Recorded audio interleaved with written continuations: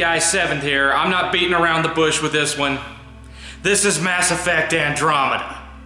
As much as each gaming generation has its titles that define it, your Mario 64s, your Halos, your Uncharteds, each generation also has its abject failures, the games that set just how low the bar can really go.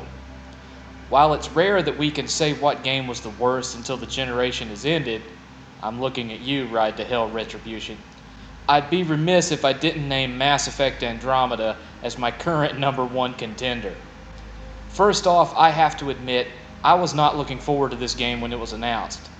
After the narrative mess that was Mass Effect 3, and knowing this would be a totally shepherdless story in the same universe, I just had little interest aside from general curiosity and a waning affection for the original trilogy. Then I found out that the game would be developed by BioWare's B team, while the original team worked on something else. We all know what that is. And then I found out that Anita Sarkeesian had been brought in to consult. My interest dropped into the negative numbers. So when plot points and footage started hitting the web, I wasn't exactly surprised by the reaction. The game became a meme fest weeks and weeks prior to its release. But still, a small part of me hoped that it was going to be at least decent. Having played right up to the last boss of Dragon Age Inquisition, only to have the game crash and corrupt my save, those hopes were small, but there nonetheless. After all, aside from the whole I gotta start the fuck over to get back to the last 5 minutes of the game thing, I enjoyed Dragon Age Inquisition. Was it too much to hope that I could say the same for Andromeda?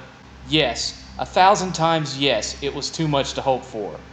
Mass Effect Andromeda is god-awful. It seems almost intentionally, even belligerently abhorrent, a premeditated attack on the fans, an assault to the senses and not in a good way, a soulless cash grab and half-hearted political statement wrapped in sheep's wool ripped from the mewling carcass of the previous trilogy. It's the kind of game that inspires misanthropy. In short, Mass Effect Andromeda is a diseased pool of diuretic shit with no justification for its own existence. Let's talk story. Andromeda is a spin-off of the original trilogy. When Shepard is fighting to save everyone, these folks decide they're not sticking around to see who wins, and they load up several space arcs and head off for greener galactic pastures.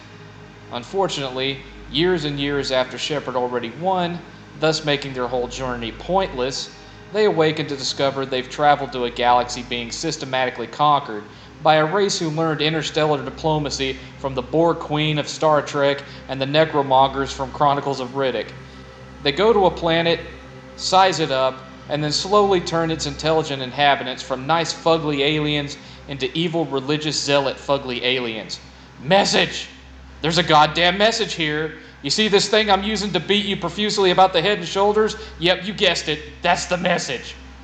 Well, it turns out that whenever our wide-open spaces-seeking explorers have gone on such expeditions, they were always led by an intrepid soul known as the Pathfinder, which basically means someone who will lead them to a planet where they won't all instantly die.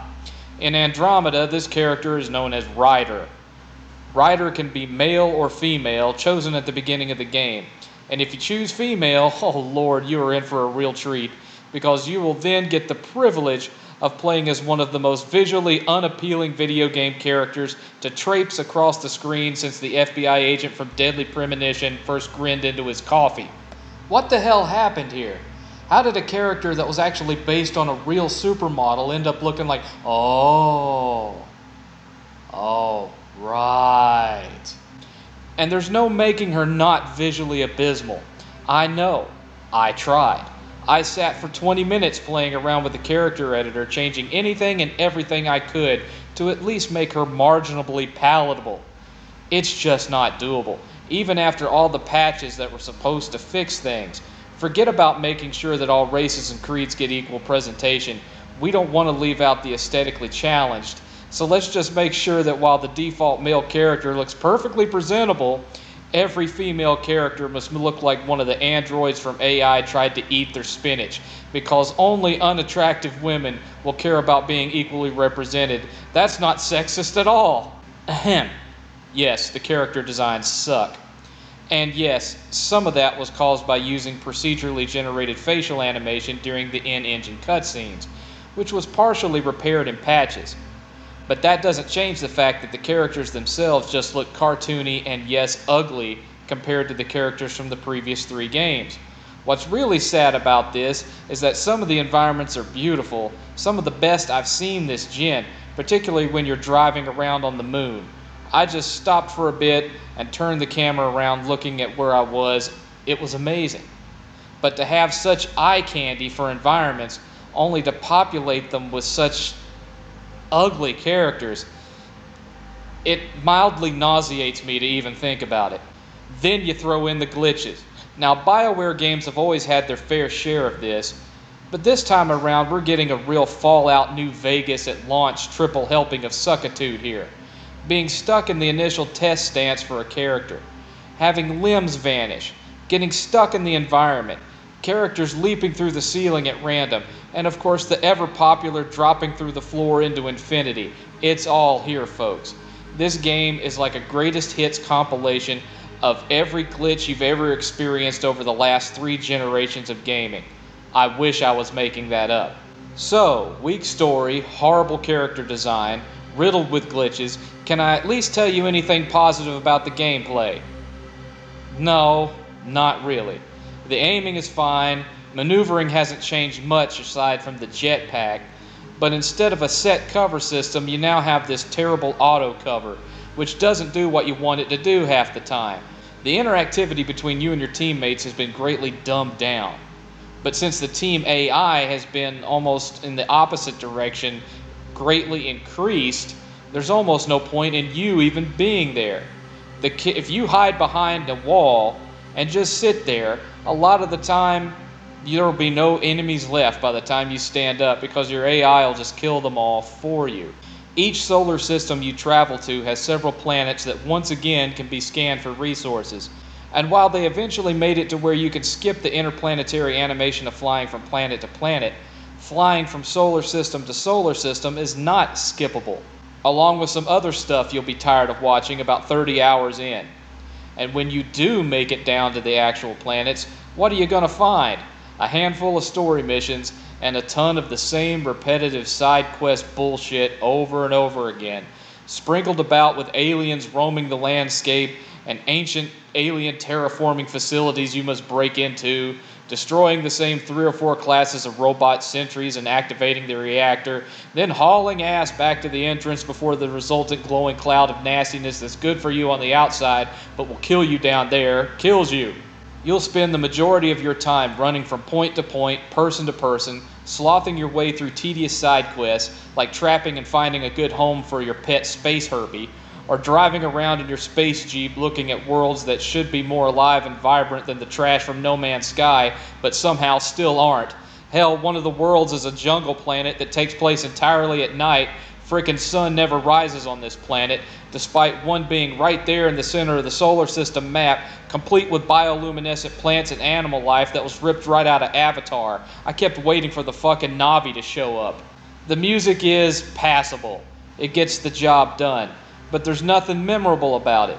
You won't find yourself whistling any of it like in the first 3 Uncharted games. Sorry guys, the music in 4 was depressing and sucked.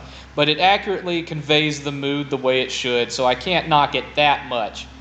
Fun factor wise, the game becomes insufferably boring just a couple of hours in.